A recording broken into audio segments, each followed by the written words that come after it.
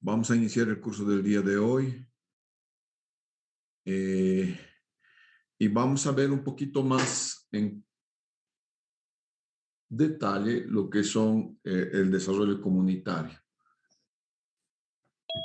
también conocido con el nombre de DESCOM, desarrollo comunitario DESCOM.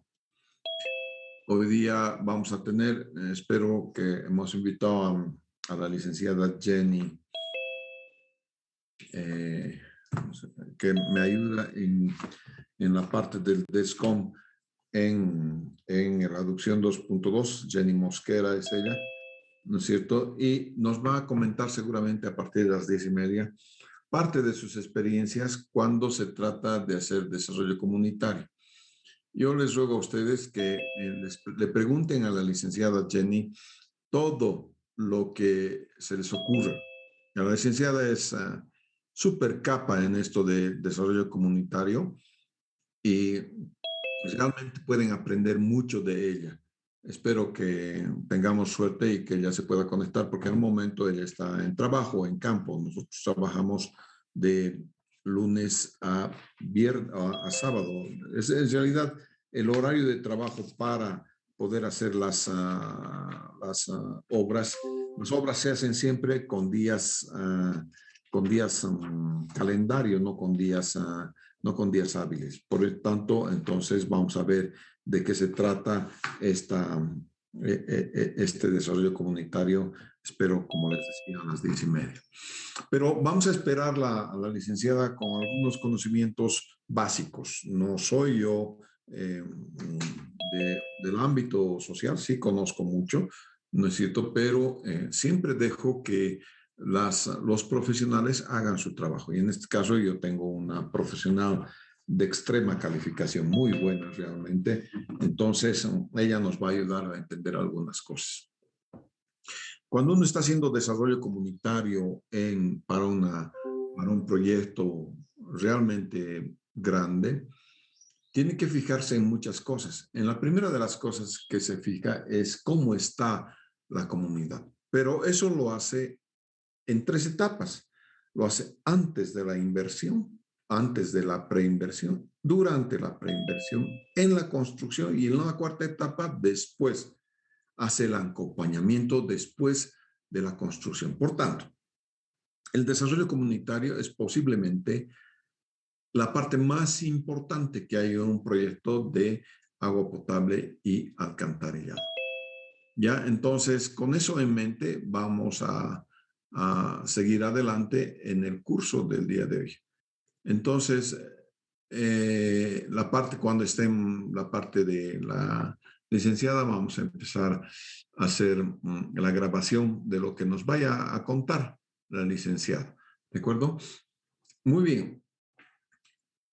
En la parte de desarrollo comunitario se les ha colgado en su Classroom esta parte que es una encuesta. Nosotros en el proyecto no vamos a recurrir a la encuesta, pero sí vamos a ver lo que se van a dar cuenta que poco más o menos son las mismas preguntas que se hace durante el censo. Yo espero sinceramente que el censo vayamos a hacerlo el 2023, sin lugar a retraso alguno, sin cálculos políticos.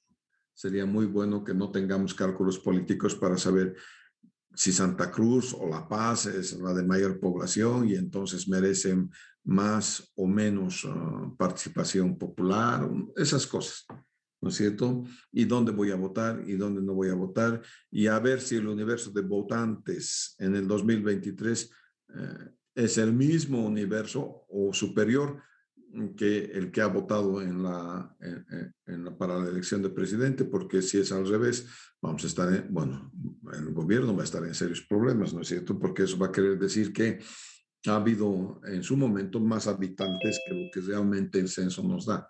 Espero que no suceda eso. Bueno, estos son los datos básicos, entonces, en una encuesta. Primero, tienen que preguntar quién responde. Y cuando uno hace una encuesta en tema de saneamiento, agua potable y alcantarillado, lo hace a viviendas con un solo hogar. quiere decir viviendas donde hay un solo jefe de familia. Esto para no distorsionar los resultados que vayamos a encontrar en la encuesta. ¿No es cierto? Si son dos hogares en una sola vivienda, no sabes cómo esto está referenciado a distrito, zona, en fin, no sabes si la respuesta es del segundo hogar o del primer hogar. Entonces, eso es lo primero que debemos tomar en cuenta, que esta encuesta siempre se la hace para viviendas que tengan un solo hogar. Tienes parámetros del desarrollo humano, número de personas, número de familias, número de personas que trabajan en la educación, que alcanzan.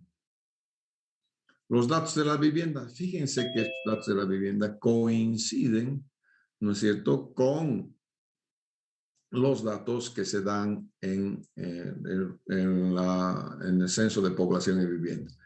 ¿Qué actividades? Estas actividades son importantes a la hora de definir, digamos, una tarifa de agua. Me sirven de respaldo, porque cuando yo le pregunto a alguien, ¿quieres agua potable? Él te dice, indefectiblemente te dice, claro que quiero. ¿Quieres alcantarillado? Pero claro que quiero. ¿Estás dispuesto a pagar lo que sea? Te dicen, ¿no es cierto? Porque nunca han tenido ni agua potable ni alcantarillado. Entonces sí están dispuestos a pagar lo que les pidas. Pero no siempre es el caso, porque no siempre puedo obtener, digamos, una respuesta fiable. Y entonces, en esta actividad económica, yo más o menos sé cuánto puedes ganar siendo artesano, teniendo tiendas, siendo mecánico, venta de comidas, en fin, de esas cosas. Muy importante en el censo, por ejemplo, saber quiénes cuentan con agua y alcantarillado. Ahí vamos a estar, entonces, realmente seguros de qué parte de la población cuenta con estos dos servicios básicos. Obviamente, todos estos son servicios básicos. Algunas veces el que me distorsiona los servicios básicos es la energía eléctrica, porque es muy fácil colocar, poner un poste y colocar un cable y darle electricidad a viviendas que son prácticamente asentamientos ilegales.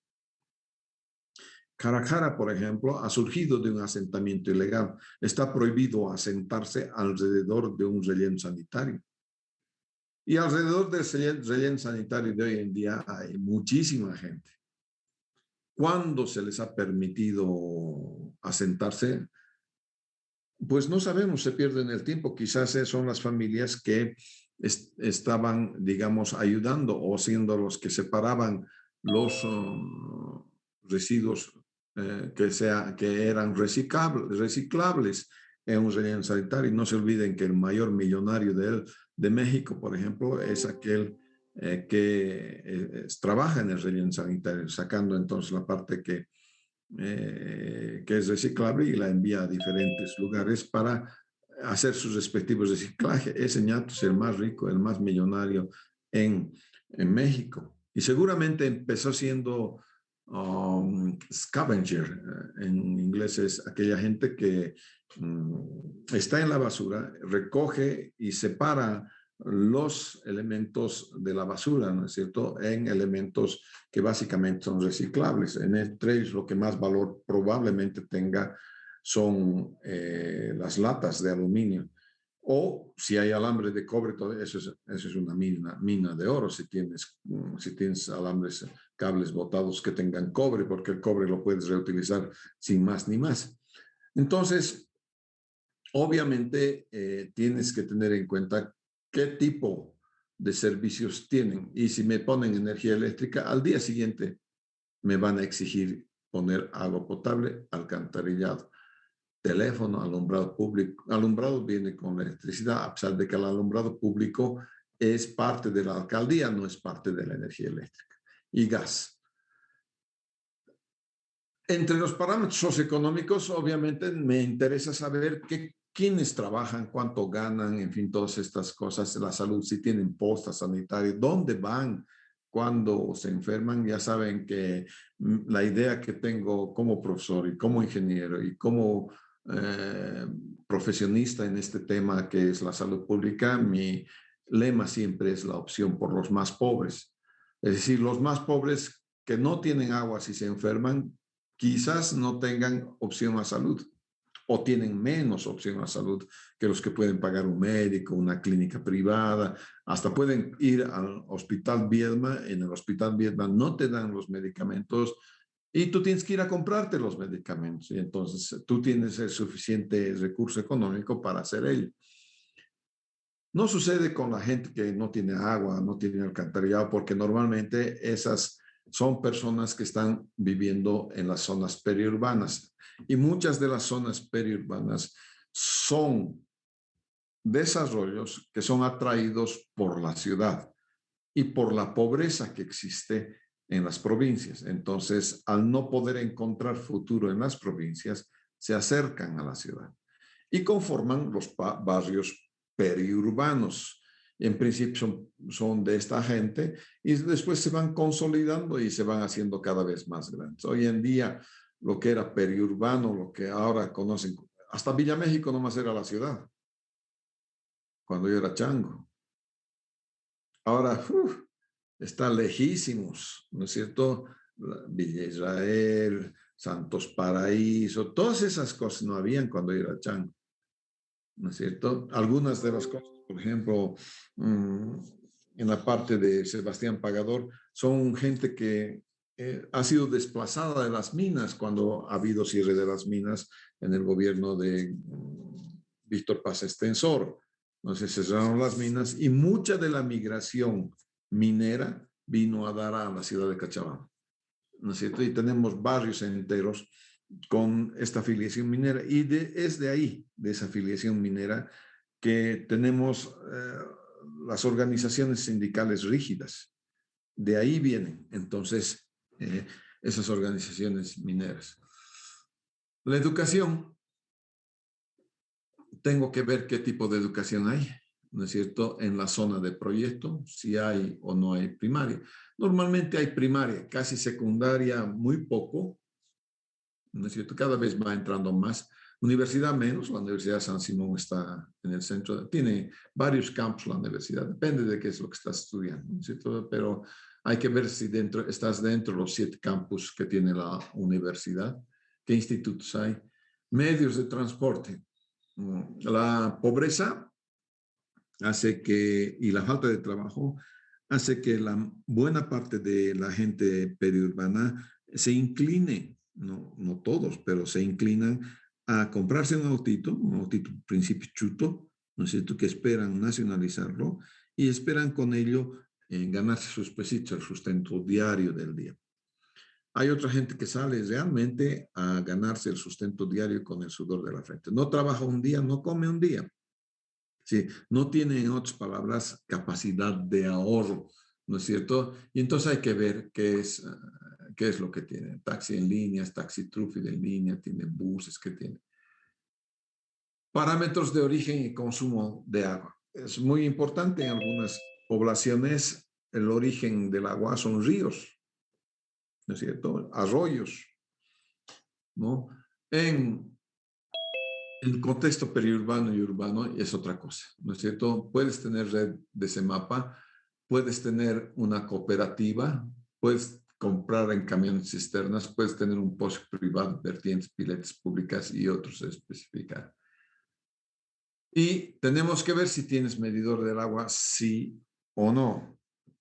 Aquí tenemos o teníamos en un tiempo un gran hueco en la parte de la facturación. Todos, creo que es Alto Cochabamba, todos los guerreros del agua no querían pagar por el agua. ¿Por qué? Porque eran guerreros del agua y habían recuperado disque el agua para Cochabamba. A mí me gustaría mucho no pagar por gasolina porque mi abuelo murió en la guerra del Chaco defendiendo el petróleo y entonces tengo derecho a tener gasolina gratis. Me encantaría, ¿no es cierto? Pero no es así la realidad. La realidad es que los servicios cuestan y hay que pagarlos, ¿no es cierto? El agua per se, el agua como recurso natural no cuesta, pero sí el servicio nos cuesta ponerle ponerle al tratamiento, cuesta potabilizar el agua, cuesta manejar el agua, ¿no es cierto? Bien, la calidad de la fuente, ¿qué hace? ¿No? Es buena, muy buena, regular y mala, ¿no? Esto nos permite entonces ver la necesidad o no de trasladar agua. Bueno, siempre hay necesidad de trasladar agua potable, pero de poner, por ejemplo, una planta descentralizada o una pequeña planta de tratamiento de agua potable. ¿Cuánto paga por el servicio de agua? Depende entonces de esta respuesta, de la respuesta en la parte 14, dice, ¿no? Principal ocupación del jefe, ¿no es cierto? ¿Y cuánto pagas? No vaya a ser que pagues 50 pesos cuando el jefe gana 20 pesos. ¿No ve? Entonces, normalmente, como les he dicho, ¿no? En Sacaba creo que, si mal no recuerdo y no he recibido mala información, el servicio de agua es 8 bolivianos el metro cúbico. ¿No es cierto? En algunas, conozco una cooperativa que paga un pesito el metro cúbico, está aquí en la conurbación hacia Tequipaya, ¿no? Y en buena parte de las, de las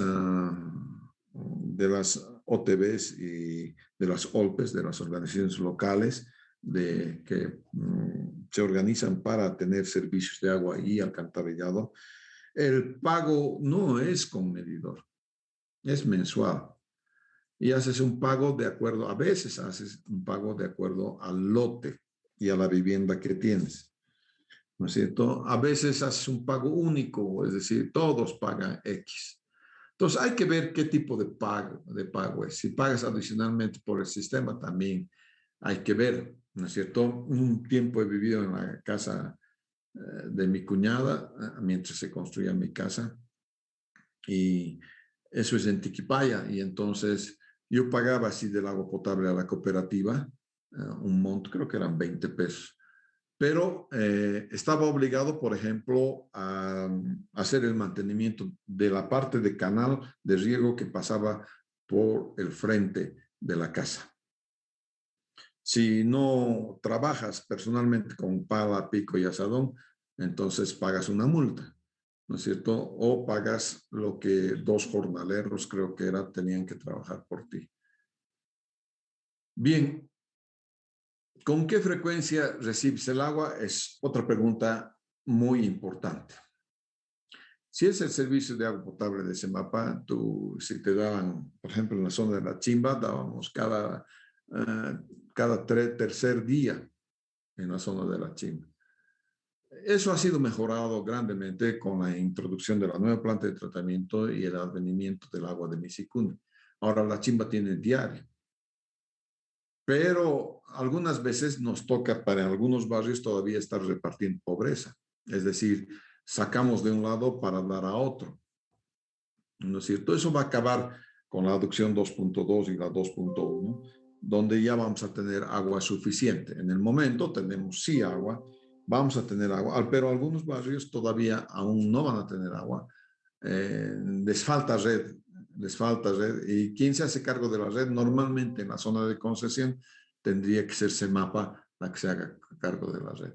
Y si cuentas con red, tienes cuántas horas al día vas a tener de agua. Y de esto depende, obviamente, si tienes o no la necesidad de construir un tanque. Por ejemplo, yo tengo un tanque en mi casa, ¿no es cierto? Y es de 12 cubos. ¿Y por qué es de 12 cubos el tanque? Porque contrato a veces, alguna vez me ha tocado contratar, alguna vez que no ha habido agua por algún tiempo, me ha tocado contratar un cisterna y los cisternas a este lado no vienen por un poquito, vienen por cisterna completo. Si es de 12 cubos, hago llenar mis 12 cubos, el resto hago regar el jardín, ¿no es cierto? Pero te cobran por la cisterna completa. ¿En qué almacenas? Si compras de cisterna, en tanques, bidones, turriles, otro. Normalmente estamos acostumbrados a ver turriles de 200 litros cada turril. Ayer nomás preguntaba cuánto es el costo, es 7 bolivianos, o sea, entre 6 y 7 bolivianos. $1 por cada 200 litros quiere decir que los señores que reciben agua en Turriles están pagando alrededor de $5 el metro cúbico, en tanto que los que tienen las 24 horas y son ricachones pueden pagar 40 centavos de dólar, 30 centavos de dólar el metro cúbico. Entonces la asimetría es grande y por eso es que intentamos de todas maneras achicar esa asimetría y dar agua potable. A mí no les interesa, nunca les debe interesar, muchachos. Ustedes van a ser alcaldes, gobernadores, van a ser ministros, viceministros, directores o hasta presidente de la República. El agua es esencial para la vida humana. No le pongan color político al agua. El agua no tiene color político. Y el agua es una necesidad. Y a veces hay gente que realmente no tiene agua mucho tiempo y que tenga agua en su casa en una sola pileta es una bendición de Dios. Entonces, nunca pongan el agua en función de política. Apenas pongan eso, vamos a tener problemas. La única vez que yo he sentido muy de cerca un problema ha sido cuando yo era gerente de Misicuni y hubo la intención de los señores de Tiquipaya o Colcapiro o Molle Molle de algún lado de poder cortar el agua hacia el CEMAPA, de donde dábamos agua a la zona sur. En ese momento estaban en CEMAPA los señores de la zona sur. No les voy a decir quiénes. Pero apenas escucharon eso, dijeron los mismos, nos vamos a organizar y vamos a ir a incendiar eso. No va a quedar ladrillo sobre ladrillo. Les dije, no, un momentito, esto no es así. Déjenme hablar y yo voy a ver qué es lo que pasa. Esa fue una de las veces que me han tomado prisionero. Pero no importa. Tienes que tratar de solucionar los problemas de manera amistosa, nunca en la confrontación, ¿no es cierto? Nunca en la confrontación. Nosotros los cochabambinos somos muy dados a confrontarnos. Caramba, nos pegamos entre nosotros. Hasta nos podemos matar. Eso tiene que pasar. No puede ser así. No puede ser que nuestros diferendos podamos arreglarse a golpes. No es así. ¿Ya? Principales usos del agua, alimentación, aseo. De aquí, de esta pregunta, yo puedo más o menos sacar cuánto es tu consumo de agua. De manera tal que cuando yo sé cuánto es el consumo de agua, puedo realmente planificar y diseñar un sistema de agua adecuado a tus necesidades. ¿De acuerdo? Y entonces puedo hacer eso. Parámetros de higiene. Ustedes saben que muchas de las enfermedades no están en el agua, están relacionadas con el agua. Por ejemplo, una diarrea, bueno, una diarrea puede venir de varias formas, ¿no? Es porque tienes una contaminación fecal oral.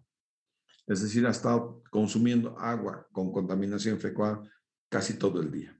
Entonces, has llegado al límite infectivo y te ha dado una diarrea mortal. Parasitosis, hay muchas parasitosis, ascaris, tenias, esas cosas, son por falta de agua. No es porque la enfermedad está en el agua. No te has lavado las manos y entonces te has llevado los huevos de ascaris, de tenia, te has llevado a la comida y a la boca. Sartosis rasca, esta es normalmente enfermedad de la piel, normalmente es porque no tienes agua para tu higiene. Y hay otros, hay que especificar cómo haces tu tratamiento, también en farmacia. Y aquí hay una gran política que recién ha entrado con mucho énfasis. Hay un programa del Banco Mundial que se llama WASH. El programa WASH tiene dinero para poder colocar sistemas de lavado de manos en los colegios. Entonces, nada más es que se llama averiguar un poquito más cómo puedes financiar los sistemas de agua potable y saneamiento en los colegios, ¿no es cierto? Fiscales sobre todo, ¿no es cierto? Para que con el dinero de WASH puedas tener entonces acceso al lavado de manos. Parte de los protocolos de bioseguridad de hoy en día es el lavado de manos. Si ustedes van por CEMAPA, es lo mejor que he visto en cuestión de protocolo de bioseguridad a la entrada. A la entrada CEMAPA ha colocado como 8 grifos. Cada uno de los grifos tiene un jabón líquido y te dan una toallita de papel. Entonces, para entrar a CEMAPA, primero te tienes que lavar las manos. Y eso debería ser en cada colegio. Cada colegio, cada escuelita debería tener 10, por lo menos 8 o 10 grifos, todos con jabón líquido, todos con toalla de papel, no toalla de mano, porque en la toalla de mano se transmiten las enfermedades también, y poder entrar una vez que nos hemos lavado las manos, ¿no es cierto? Entonces, la práctica de lavado de manos es una muy buena medida para combatir esta nuestra epidemia de hoy en día. ¿Cómo se lavan las manos?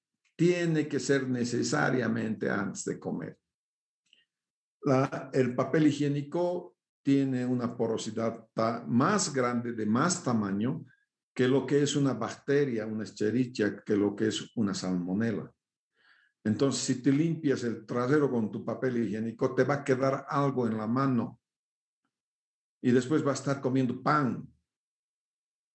Y dicho crudamente, estás comiendo pan con caca, además de miel, dulce, lo que le quieres colocar, mantequilla.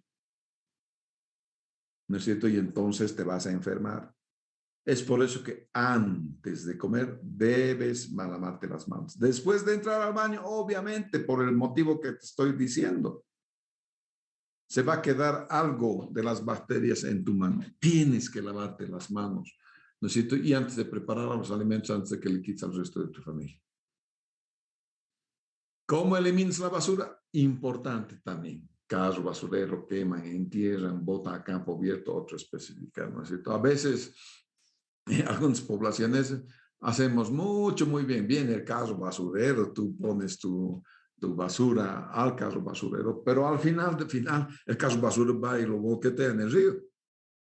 Lo mismo que nada, ¿no es cierto? Solamente ha concentrado la contaminación en un lugar y nada más. ¿Y qué tipo de servicio vas a utilizar para evaluar las aguas, el alcantarillado? Normalmente CEMAPA, fosa séptica, pozo ciego, letrina, río, calle, o vas a ir a cazar panteras al campo, ¿no? Los Boy Scouts decían, vayan a cazar panteras. Entonces te vas al campo con tu chala y ahí estás listo, se acabó.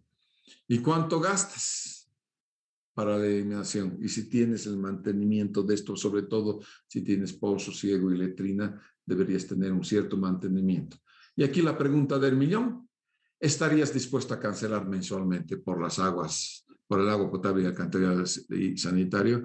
La respuesta lógica es sí.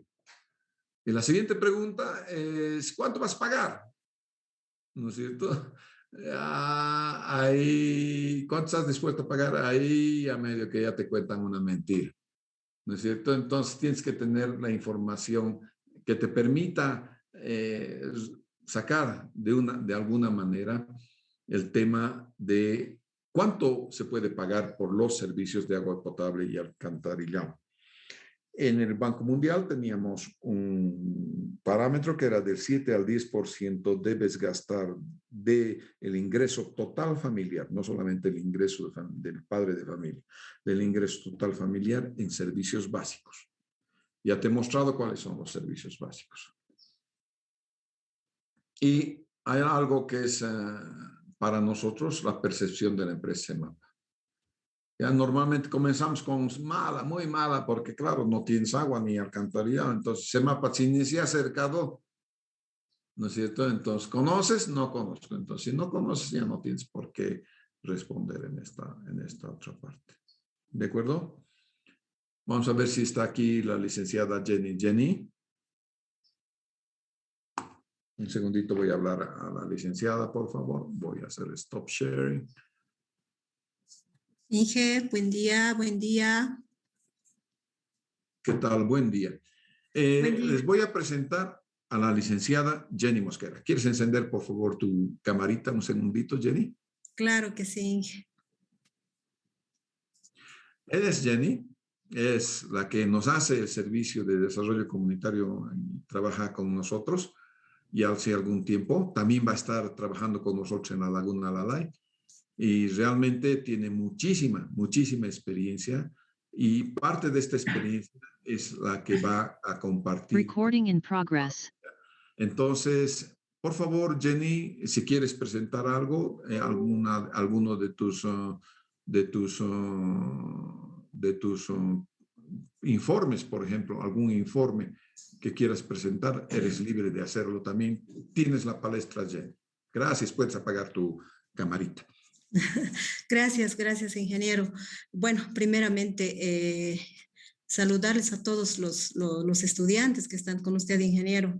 Imagino que están pues prácticamente informados de todas las situaciones que tienen que ver con su materia.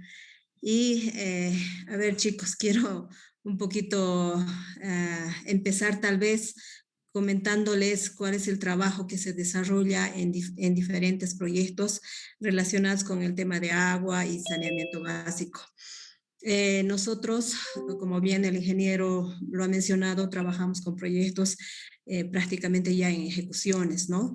Donde las experiencias ya son completamente distintas. Muchas veces en la universidad o en algunos cursos que hacemos, no lo palpamos las realidades que pueden darse, ¿verdad? Entonces, yo les voy a compartir una experiencia que actualmente estamos teniendo nosotros en un proyecto que estamos ejecutando, es el proyecto de la aducción, que se está desarrollando para la zona sur. Dentro de este proyecto nosotros vemos varios temas. Inicialmente somos un equipo integral de profesionales que lo componen. Están sociales, están ambientales, están ingenieros civiles, por supuesto, porque se trata de una infraestructura muy, muy grande. Es así que nosotros vemos la parte social ambiental. Yo les voy a hablar de este tema que es muy, muy bonito e interesante que desarrollamos dentro de estos proyectos. Es el Plan de Gestión Ambiental y Social. Este Plan de Gestión Ambiental y Social básicamente está constituido para una serie de medidas de mitigación ambiental, es decir, para ver el tema de los impactos ambientales, que pueden ser significativos en las diferentes actividades que nosotros desarrollamos dentro de un proyecto. No sé si, Inge, hola. Hola.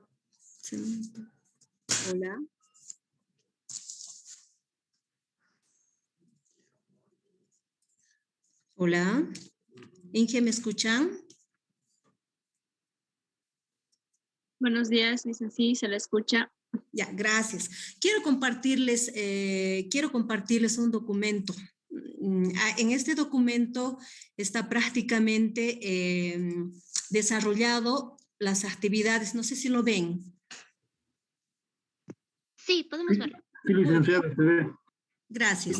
En este informe, esto es actual, ¿entienden? Es de hace pocos días, ¿sí? Dentro de este proyecto desarrollamos, les decía, el Plan de Gestión Ambiental, el PEGAS, que ustedes dentro de poquito lo van a ir escuchando mucho. Este significa, ya les decía, Plan de Gestión Ambiental y Social. Entonces, una parte lo vemos nosotros como la parte social y ambiental, obviamente de muy estrecha coordinación con la parte de infraestructura, ¿sí?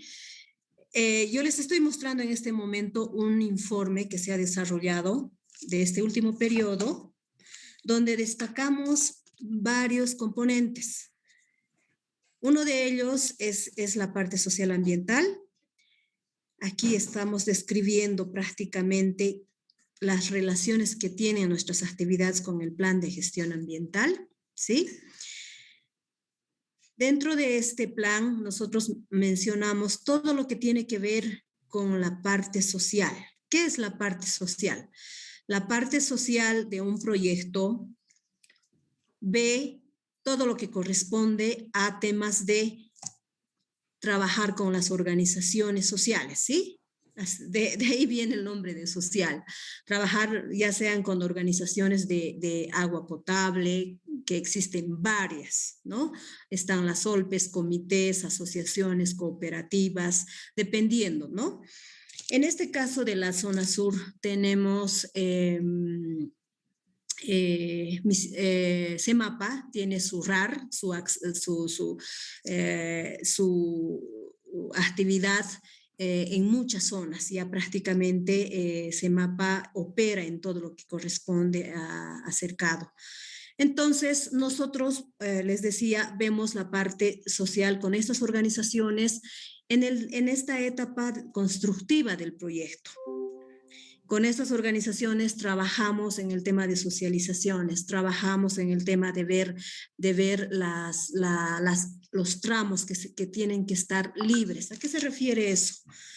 La liberación de los tramos se refiere a que nosotros debemos tener el tramo sin ningún conflicto social. ¿Para qué? Para que las empresas constructoras puedan desarrollar sus actividades de manera normal. En ese entendido, también trabajamos dentro de este plan esta matriz que ustedes lo están viendo. Hay una matricita que estamos mostrando acá con diferentes columnas donde describimos, por ejemplo. Eso es parte bien importante donde en la práctica nosotros estamos aplicando. Por ejemplo, tenemos en esta matriz el área del proyecto. Aquí identificamos nuestros tramos principales. Por decirles, tenemos el canal de riego Angostura, sector Tuntirrancho, ¿no?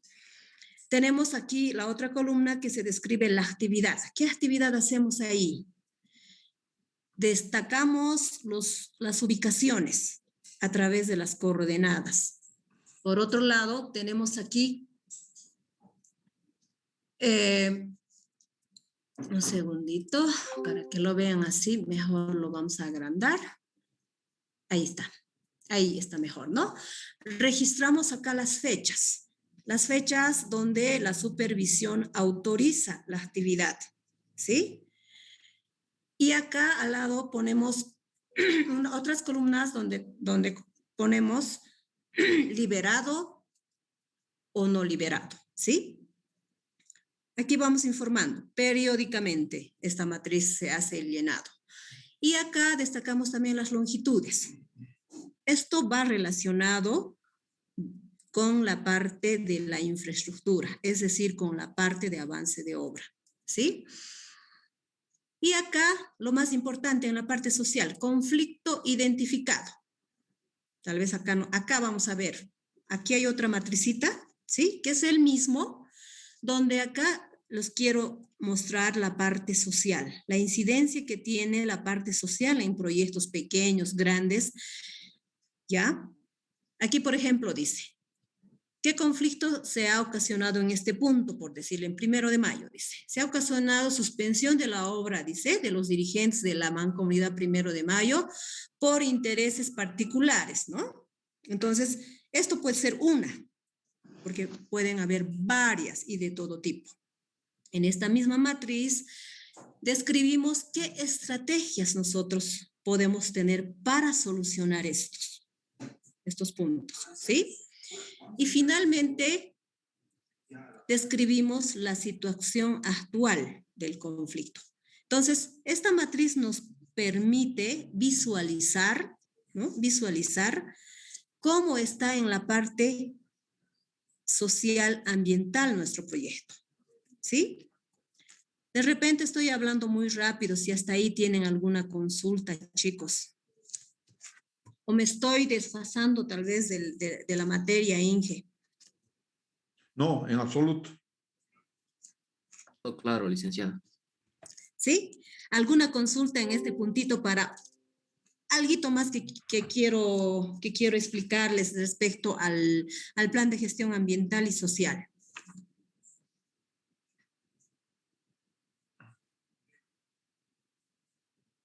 ¿Sí? ¿Está bien? ¿No hay ninguna consulta? Todo claro, licenciada. Ya, qué bueno. Entonces, les decía, nosotros también dentro de este plan de gestión ambiental vemos todo lo que tiene que ver con los impactos ambientales, por eso es ambiental, ¿no es cierto? Esos impactos ambientales también de manera muy coordinada con los especialistas ambientales se destacan, ¿sí? Se ven, se coordinan y se evalúan también estas situaciones. Dentro de ese punto también ustedes saben que cualquier infraestructura que ingresa a cualquier parte no solo es beneficio, ¿no es cierto? También hay ciertas afectaciones. Y estas afectaciones muchas veces pueden incurrir a otros tipos de conflictos. Por ejemplo, si hay una tramo que se interviene con la construcción de la obra, que puede tener calle empedrada o con pavimento flexible, etcétera, ¿sí? Entonces, estas situaciones también nos suscitan dificultades en temas sociales. Para ello, ¿qué es lo que se hace dentro de estos proyectos? Inicialmente se hacen todo lo que corresponde a las informaciones, ¿no es cierto? Antes de iniciar cualquier proyecto, toda la parte social ambiental, realizan los trabajos de información a la población. Durante la ejecución de este proyecto, por ejemplo, se interviene con el tendido de tubería y se va afectando al empedrado o al pavimento flexible. Entonces, ¿qué hacemos nosotros la parte social y ambiental? Hacemos una verificación y registramos antes, ¿no? Antes, ¿cómo estaba el empedrado? ¿Cómo estaba el pavimento? ¿En qué condiciones? Y después del tendido de tubería también lo registramos. Les voy a mostrar una matriz también en ese sentido que lo hemos trabajado. Por favor, les voy a pedir unos segunditos, eso más les muestro y con ello prácticamente estaríamos terminando este tema del plan de gestión social y ambiental. Hemos generado un cuadro de estos temas de intervención de las... ¿Lo ven? Sí, licenciada. Hola, ¿se puede? ¿Sí? ¿Sí? Ya. Sí, sí. Esta es otra matriz, la anterior que les mostré, no sé si vieron. Ahora lo vamos a ver para el tema de las afectaciones que se tiene con cualquier proyecto, ¿sí? Donde nosotros también manejamos casi la misma matriz, pero ahí ya identificamos qué reposiciones estamos realizando. En este caso, por ejemplo, es en una OTB, San Antonio, que tenía la calle con pavimento flexible. Anotamos las ubicaciones y en nuestras observaciones tenemos que generar documentación, eso es muy importante. Tanto en la parte social y ambiental se tienen que generar documentos. En este caso nosotros generamos actas de conformidad y o aceptación. ¿Eso qué quiere decir? Se interviene, actualmente se reporta 12 metros lineales que se ha repuesto con pavimento flexible en este tramo. Acá se ve. Nosotros registramos el reporte de antes y el reporte de después. Hay aquí otro punto, ¿no es cierto? Aquí se ha repuesto 300 metros lineales. Esto es el antes, ¿no es cierto? Ya durante la ejecución. Y acá ya estamos mostrando la reposición realizada de este tramo. Y así sucesivamente nosotros realizamos el seguimiento y la verificación de estas acciones también que realizan las empresas constructoras. Entonces, básicamente, chicos, el tema de plan de gestión ambiental está muy relacionado con proyectos de infraestructura de saneamiento básico. Por lo tanto, cualquier proyecto, como les decía, ya sea pequeño o grande, los tocamos estos puntos. Con mucha incidencia en la parte social, porque la parte social muchas veces es muy determinante en la ejecución y avance de los proyectos. Si hasta ahí, ingeniero, no sé si hay alguna consulta más, algún punto más que pueda yo aclararles. ¿Cómo son las reuniones con los, cómo se llevan a cabo las reuniones? ¿Cuándo se llevan a cabo las reuniones con la gente? Con la gente se llevan a cabo las reuniones, ingeniero, muy periódicamente. Unas pueden ser mensuales, las planificadas, y otras que pueden darse de acuerdo a requerimiento, inclusive cada semana, ¿no es cierto? Para ello, para las reuniones sociales, básicamente lo que se hace es organizar a la población a la cabeza de sus autoridades locales, conformar tal vez un comité responsable del proyecto o un comité de acompañamiento al proyecto. Es con ellos donde se establecen estas reuniones para coordinar diferentes actividades, ¿no? Dentro de la parte social. ¿Qué función tiene el comité de acompañamiento? El comité de acompañamiento tiene la función social de hacer el acompañamiento a la obra. Ellos también tienen que coadyuvar en la solución de algunos problemas que se pueden dar dentro de la ejecución de cualquier proyecto y poder también apoyar a la construcción de la obra. Si es saneamiento básico, con mucha más razón, ¿no? Ellos tienen que hacer, por eso se llama acompañar. Entonces, eso es su rol central. En muchas ocasiones se ha tergiversado esta situación porque lo han confundido con el control social, ¿no? Que ya obviamente el control social, la normativa lo establece, pero en proyectos de saneamiento social es más de acompañamiento. Obviamente que un poco ven, nos dicen, ¿por qué esto está así? Que la tubería era de 12 pulgadas, ahora nos están trayendo de 8 pulgadas. ¿Cuál es la explicación técnica? Para eso estamos los técnicos, para poder explicarles cuáles son las razones técnicas. Sin embargo, estos comités de apoyo, acompañamiento, nos ayudan a resolver situaciones de conflicto social, sobre todo, ¿no? ¿Podría la población en algún momento, ya sea a través del comité de acompañamiento o una reunión, o una sola persona parar el proyecto? No, ingeniero, a menos que haya dentro de la normativa de control social se establezca, pero no está, ingeniero. Ya, o sea que en todas las opciones siempre puedo ir y hacer la construcción. Sí, sin embargo, se consideran aspectos de orden de afectación. Ahí es donde el social juega un rol muy importante, ¿no?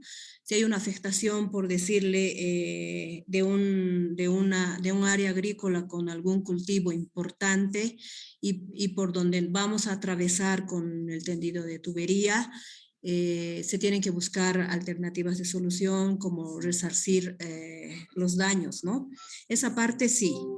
Pero después que la población por sí sola pueda suspender algún proyecto que está aprobado y es de conocimiento de las autoridades, no, ingeniero, no se puede, ¿no? Y en la etapa de preinversión, estudio, ¿también hay DESCOM? Eso es clave, ingeniero. En la parte de preinversión hay, antes no lo había, ahora ya lo están incorporando y es clave. Ya en la etapa de preinversión es donde ya se tiene todas las actas, todos los convenios que puedan existir, donde ya te dicen esto está liberado, en otras palabras, ¿no? Sin embargo, en la etapa de preinversión, un poco se ha visto de que se descuida esos temas, ¿no? Se descuida. para la etapa de preinversión ya tienen que estar aprobados. O sea, la conformidad ya lo tienen que dar la población en la etapa de preinversión. Luego en la inversión ya es directamente la ejecución, ¿no es cierto? ¿Qué es un fortalecimiento institucional? FI. Sí, porque a ingeniero. veces viene DESCOM-FI. Sí, desarrollo comunitario y fortalecimiento institucional. Así es. El desarrollo comunitario es la parte social durante el acompañamiento de la infraestructura. Y el fortalecimiento institucional es ya post, que está dirigido a las instituciones, a las operadoras que se van a hacer cargo en este tema de saneamiento básico. Ya es el fortalecimiento institucional a las operadoras que se van a hacer cargo de ese proyecto. Entonces, por ejemplo, en proyectos pequeños donde tenemos comités de agua potable y saneamiento, nosotros fortalecemos a esa pequeña EPSA que se ha constituido, el que va a operar en el tema de administración, operación del sistema y la distribución, ¿no es cierto?, del agua potable. Ahí es donde va el fortalecimiento institucional en todos los aspectos, ingeniero.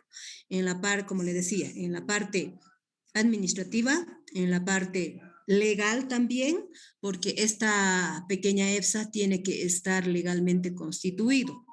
Tiene que tener tiene que estar inscrito en la APS. La APS tiene que darle una autorización, dependiendo, ¿no?, si es comité, cooperativa, asociación, porque la normativa del sector permite varias modalidades, ¿no es cierto? Entonces, es ahí donde el fortalecimiento institucional, como su nombre indica, va fortaleciendo en esos temas y otros temas también, inclusive comunicacional, ingeniero. Bien. ¿Alguna pregunta más tienen ustedes, queridos alumnos? Siéntanse en libertad de preguntar. Licenciado, una consulta. Dígame. En cuanto a la sociabilización con las personas, ¿hay más o menos algún tiempo ya no preestablecido? Claro que depende de la población, ¿no? Pero más o menos podría decir en qué tiempo lleva a sociabilizar para que el proyecto se lleve a cabo. Generalmente, mucho depende de las contrataciones de las entidades públicas. En muchos casos, los proyectos inician con la parte social y la parte de infraestructura al mismo tiempo. En este caso, si no hay la parte social, las empresas constructoras como supervisión tienen también el componente social. En ese caso, antes, mucho más antes de que se inicie las obras, ya tiene que haber reuniones de coordinación con autoridades locales, con las poblaciones, es decir, los profesionales nos tenemos que organizar previo, ¿sí? Previo para hacer la información correspondiente. No termina ahí, siempre hay población a la que no se llega. Para ello se utiliza medios de comunicación, ¿no es cierto? Pero el tiempo en sí puede ser todo el proyecto hasta el final. Oh, ya. Y otra consultita, licenciada. Respecto a la pregunta que le hizo el INGE de que una persona podría paralizar el proyecto, antes de iniciar el proyecto, supongo que se deje en claro el tramo, el recorrido, pero en un supuesto caso de que un terreno grande por donde vaya a atravesar el proyecto entre en conflicto por la muerte del dueño y intereses personales de hijos, ¿tampoco paralizaría eso, el proyecto? Sí, nos puede suspender por un periodo, ¿sí? Sin embargo, por eso estamos nosotros, debemos buscar las soluciones, ¿no es cierto? Debemos llegar a acuerdos entre las partes. Entonces, ese tipo de situaciones sí nos pueden llevar hasta que porque siempre aparece, ¿no? El otro pariente o el otro no estaba de acuerdo, ahora otro aparece, firmó la cabeza, ahora aparece el primo, etcétera. Suceden esas situaciones. Si es privado, ahí sí podemos tener riesgos, ¿sí? Pero si son áreas o franjas de seguridad, ahí ya es otro tratamiento, ¿no es cierto? En cuestiones de terrenos privados, sí, podemos tener muchos riesgos. Oye, ya, gracias. De nada. ¿Alguna Disculpe, otra ingeniero. pregunta, tengo una muchachos? duda. Dale. Una vez aprobado un proyecto, ya pasado el proceso que se llama de preaprobación, ya está directamente aprobado y está pasando al proceso de construcción, ¿por algún motivo puede cancelarse definitivamente el proyecto en vez de paralizarse o suspenderse, detenerse definitivamente antes de la construcción final o de terminar el proyecto? ¿Puede haber esos casos? Puede haber, pero si el financiamiento está aprobado y está ya, como me dices, para inicio, no. ¿Qué se buscan? En estos casos, si un tramo tiene muchas dificultades de orden social, sobre todo, la parte técnica busca otra alternativa. Podría haber cambio de tramo, ¿sí? Si hay mucho conflicto que pueda perjudicarnos de gran manera, entonces se hacen las evaluaciones técnico, social, ambiental para poder buscar otro tramo que pueda ser una alternativa de solución. ¿Sí? Esos casos constantemente se dan. ¿Sí? Nosotros siempre estamos viendo con la parte técnica, ver si hay otra alternativa. Obviamente, esta alternativa técnica no debe tener mucha variación en el tema técnico, ¿sí? Ahí está el ingeniero, seguramente me va a corregir, ahí se tienen que tomar la parte técnica completa de todo ese tramo, ¿no es cierto? Pendientes, si se trata de agua potable, las presiones, etcétera, ¿no? A ver, el objeto del proyecto, el objeto del contrato nunca debe cambiar. Eso es lo principal. Si tú tienes que llevar agua de un punto A y a un punto B, debes hacerlo. Puedes obtener una variante porque no puedes pasar por algún lugar. Por ejemplo, nos ha ocurrido que no pueden pasar por algún trecho porque habían 4 o 5 o 6 tubos de gas. Entonces no podemos agarrar y sacar el gas o poner en riesgo el abastecimiento de gas a la ciudad. Entonces tenemos que buscar una variante técnica, pero de todos modos que te permita llevar el agua del punto A al punto B. ¿Cuándo se me ha paralizado alguna vez el contrato? 2 veces. Una vez ha sido con Macoti y es debido a lo que la licenciada decía. No ha habido en la preinversión una preinversión de manera tal que tenga ya los acuerdos. Y en el caso de Macoti, los habitantes de Colcapirua, donde tenía que hacerse el plan de tratamiento, al final se han negado. Y el BID ha resuelto el contrato. El BID, ¿ya? Entonces, hay alguna ocasión así que se puede. En la zona sur también se ha resuelto otro contrato. ¿Por qué? Porque en el proyecto no habían puesto, el proyectista no había puesto la cantidad de roca que debería excavarse. Y era gigantesca la cantidad de roca, porque eran puros cerros, ¿no es cierto? Y entonces eso también ha llevado a que el proyecto suba más allá de lo que la normativa permite. En esos casos hay que resolver el contrato. Eso es. ¿Alguna otra pregunta? Una pregunta ahí, por favor. Sí. Dentro de su experiencia, licenciada, ¿cuál ha sido el peor caso con el que ha lidiado y cuál ha sido la solución que le ha dado?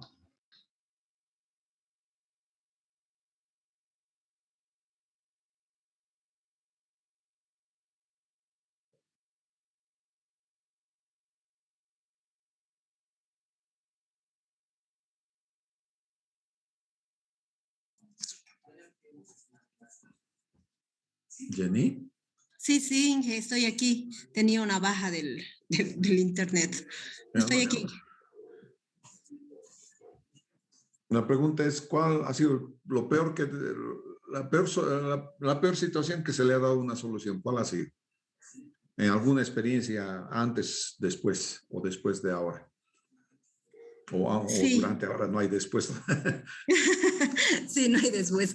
Bueno, en una experiencia que estábamos en un proyecto de riego, ¿no? En un proyecto de riego en Pojo. Realmente fue conflicto entre una comunidad y otra comunidad por el tema de la fuente de agua. En este caso, sí, realmente nos faltaba un hilo, como llaman, para que resuelvan el contrato, ¿no? Se ha tenido que modificar prácticamente un presupuesto, ¿no? De este proyecto que tenía, por decirles, si tenía 1 millón, ha tenido que ser 1.800.000, porque se ha tenido que considerar a otra comunidad. Entonces, eso nos ha llevado como 3 años, porque es bien complicado, ¿no? Modificar, hacer un contrato modificatorio, buscar financiamiento. Ha sido una solución que obviamente las autoridades los han tenido que dar porque ya no había, era un proyecto de más de 4 millones. Entonces, se ha tenido que incluir a 180 beneficiarios, más o menos aproximadamente 500 hectáreas de riego. Eso ha encarecido muchísimo el proyecto. Sin embargo, eso ha sido lo más, ¿qué les digo? Bien complicado. Nos ha llevado un proyecto de 18 meses, nos ha llevado a 3 años, ¿no? Entonces, son situaciones que pasan, ¿no? Pero ya dificultades que se presentan de esa magnitud, prácticamente se recurren ya directamente a las autoridades, ¿no? Entonces, eso hemos tenido que realizar en ese tiempo para poder resolver ese problema, ¿no?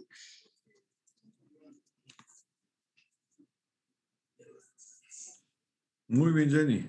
Caramba, qué magnífica tu exposición. Te agradecemos mucho todos, de verdad. No, pues, ingeniero, no, yo soy la agradecida. Ha sido un gusto para mí compartir las pequeñas experiencias que he tenido.